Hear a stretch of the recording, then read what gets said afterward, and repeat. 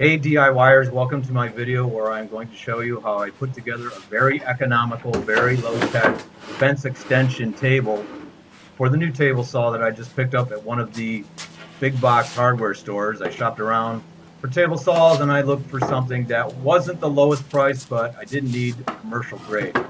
I'm building some cabinets for our kitchen. We're doing a full kitchen remodel. That means new cabinets. And I figured the best way to get the cabinets that we wanted was to build my own. That requires a lot of plywood cutting, and that means cutting large sheets of plywood down to obviously smaller sheets, but sheets that are still good size, beyond the scope of the table saw that I purchased as it sits. So I needed this extension, and what I did was I cut a couple of scrap pieces of 2x4s I had laying around. I cut them to 35 inches in length, which is really 36 inches, the height of the table saw with its stand, minus 3/4 inch, the thickness of the plywood that I'm using, as you see there, as the actual table extension. And I just used some door hinges laying around to attach those 2x4s to the bottom of the plywood. Now I'm using some standard clamps to clamp the table saw to this homemade extension.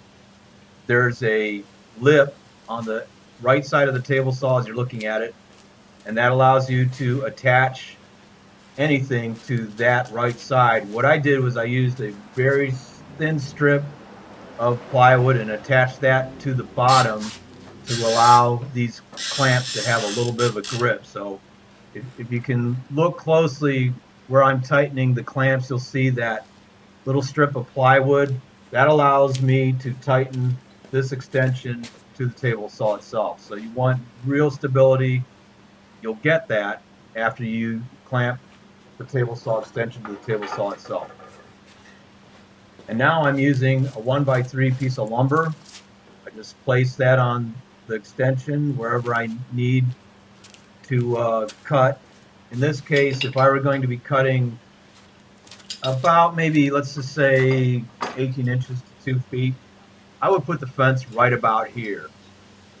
And I'm using standard C-clamps to lock down this piece of lumber down to the top of the plywood. You've got to measure out the lumber from the kerf of the saw.